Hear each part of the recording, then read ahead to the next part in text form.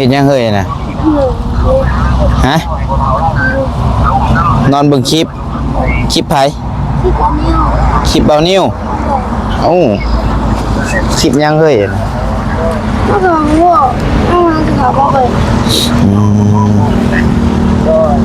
ใช่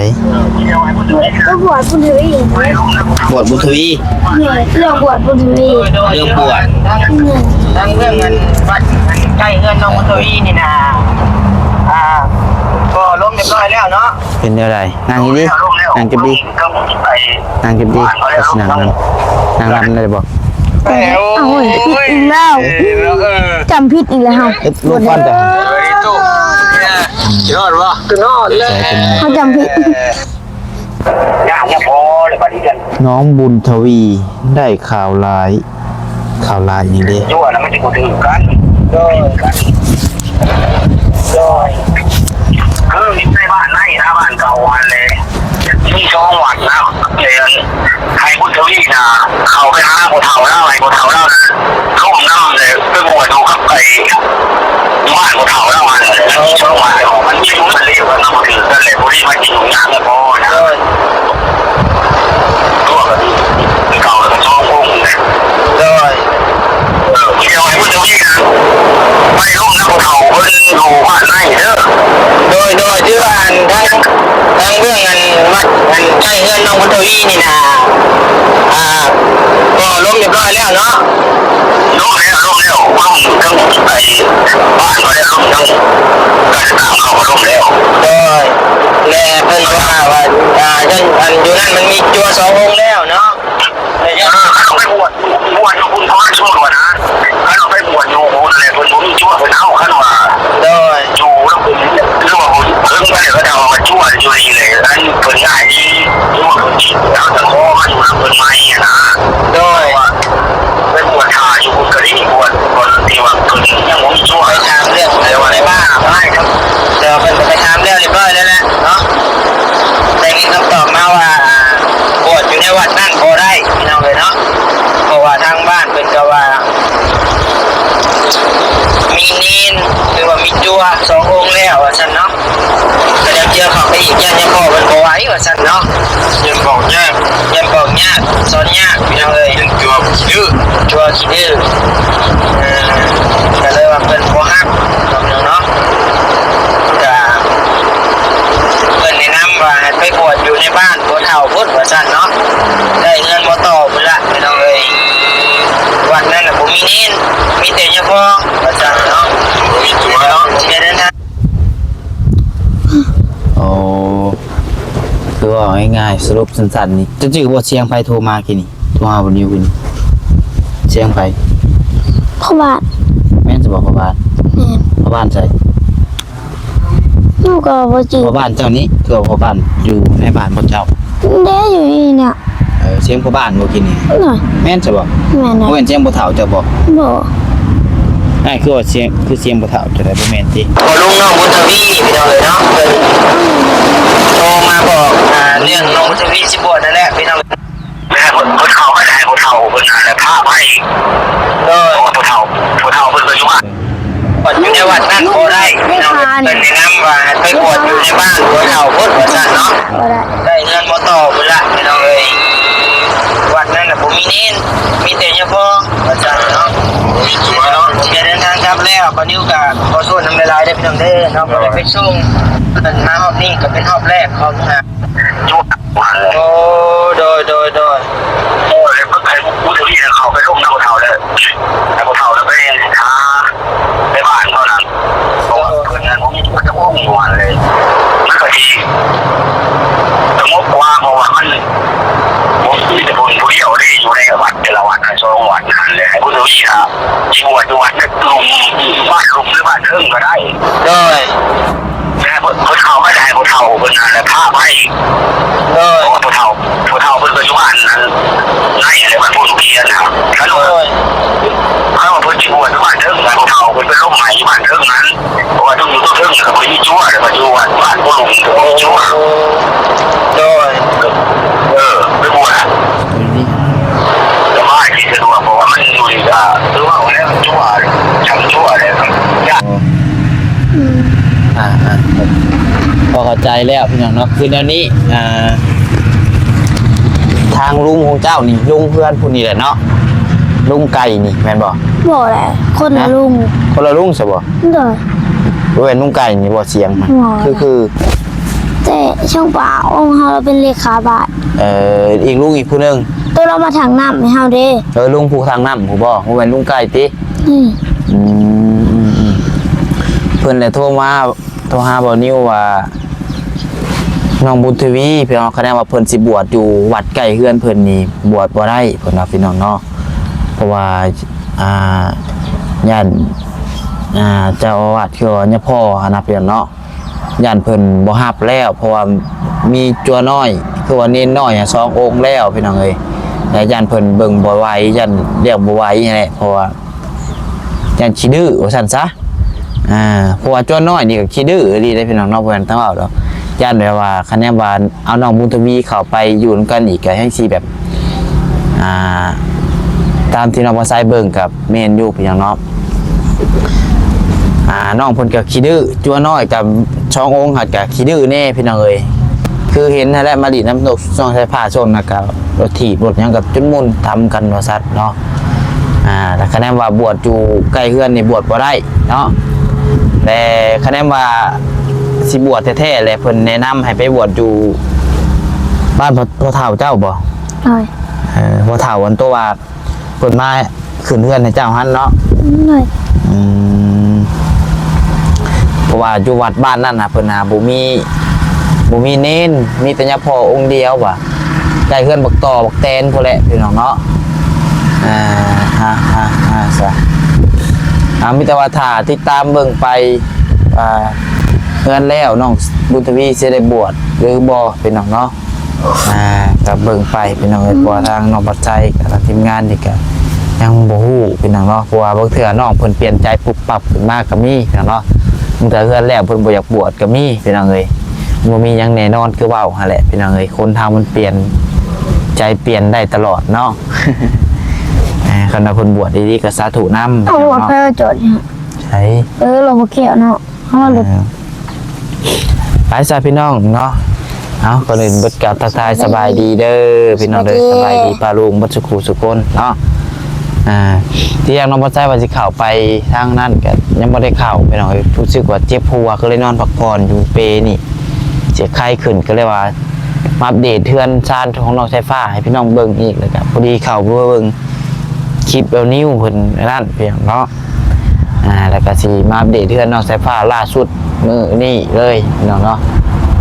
ช่วงแรงๆว่าทำประสางปฏิได้สำได้แล้วพี่น้องเนาะไปจังไดก็เดี๋ยวไปเบิ่งชมนำกันเราติดกระเบื้องพะโล้ บ่เกี่ยวบ่เกี่ยวเลยสิ เนาะ บ่เกี่ยวเลยมาหา มาหาเจ้าบ่มาชื่อยังมา มันก็ยังบ่ก่อนมาถึงเลย ไปซะไปไปผู้แรกคนนึงเลย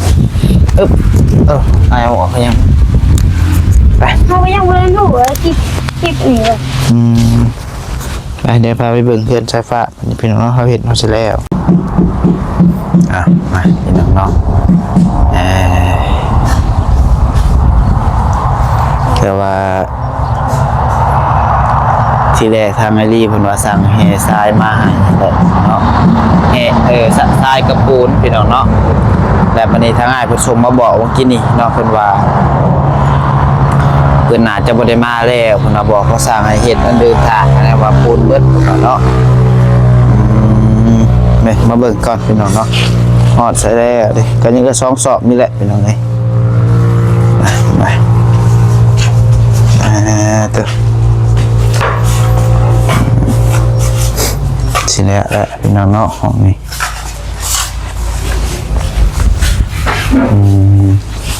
ติดไหลออกมาเลยแล้วเนาะเพื่อนอนามัยเลยพี่น้องไง Luôn đi, nha. Để cái điện rồi thực kiện. Để xuống măng điện đấy.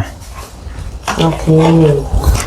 ปูนกับที่แรกก็ที่เราว่าสั่งมาหายมื้อนี้กับทรายแต่ว่าเพิ่นบ่มาส่งซ้ำว่า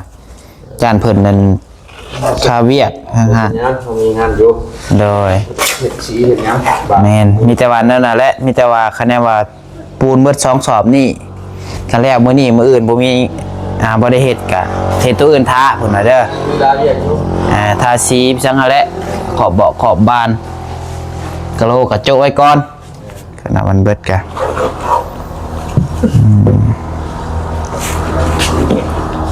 พอคือสิเบิดอยู่หรอกมื้อนี้2สอบนี่เนาะแต่นี่5ค่ำ5มื้อนี่พี่น้องเอ้ย มึงชาย ที่บอกไปก่อน ทรายเบิดบ่ทรายเบิดคักแล้ว ทรายเบิดก่อนปูนเลยแล้วสนเนาะ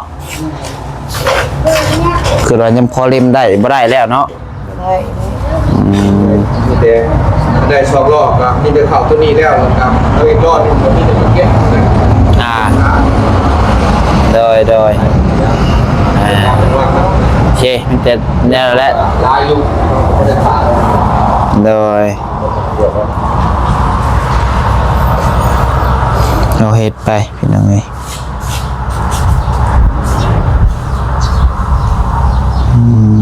มีเวลาว่างแล้วครับชัย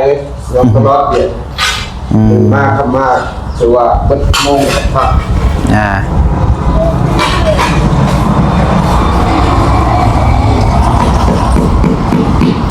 และแล้วเพื่อนก็ขับพอแหละคันสิมีสลองอีกกับพี่น้องเนาะ เนี่ย ใครเอามา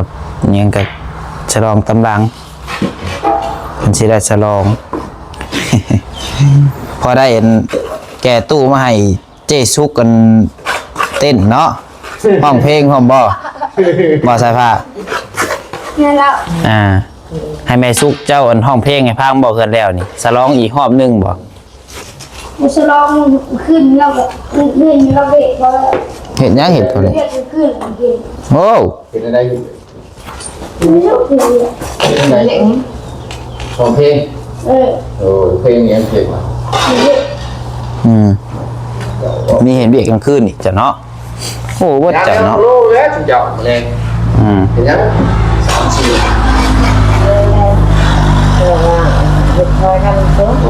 ทาสีบ้าน แต่สีบ้านเลยก็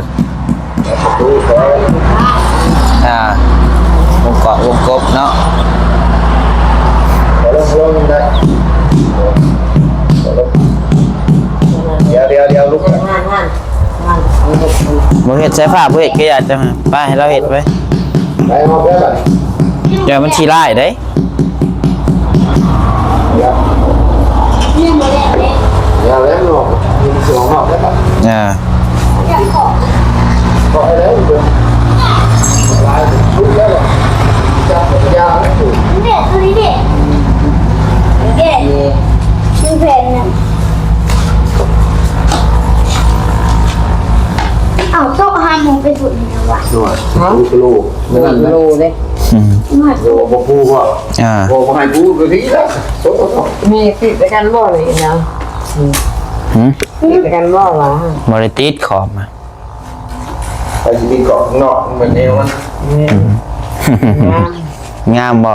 บ่ บ่งามบ่เจ้าก็บ่มักคือกันติ เอาเห็นเด็กเขาคนนึงขี่ดูไปดูกันอยู่เคยนอนคืนจำ โอ้เจ้าเจ้าเบียดแล้วน้ำแซ่บก็ต้องมันแล้วดีแล้ว บุค่ะ บ่คักแนวใด เองวะ แล้วจะเอาครับ เป็นโอเป็นนอกนี้หกชาติ สายติโอ้เป็นเว้าเนาะ ย่าให้กินข้าวอันนี้แม่ให้แม่ทุก ใช้แอบไม่ชุก ตัวแม่พันแชร์แม่ไผ่ น่า มึงกัน งานเขา เขาแล้ว เป็นเว้ารีโมนี่เนาะยอมรับเว้าเก่ง โอเคแม่ ว่าให้แอบแม่เอาพอให้แอบไผเนาะเมียก็บ่มี ก็เบียด คันว่ามีเมียพอได้อ้อนเมียแอวเมียแม่นบ่สภาพนี่เมียก็บ่มีเนาะแล้วก็แอบแม่ก็พอแล้ว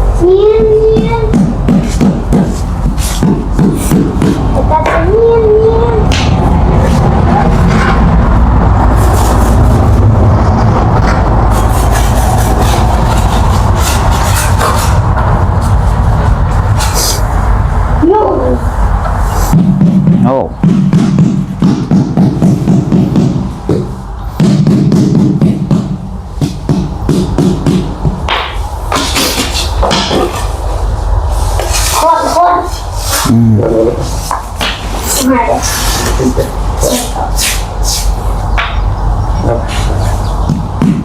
ว่าสอบ ดีๆด้วย ลงไปดูลงไปนอนเลย คันบ่ล้มแต่สายฟ้าบ่กินข้าวหมูแดงเอาบ่สายฟ้า ไม่อยากมาลูกมาลง อึ๊บ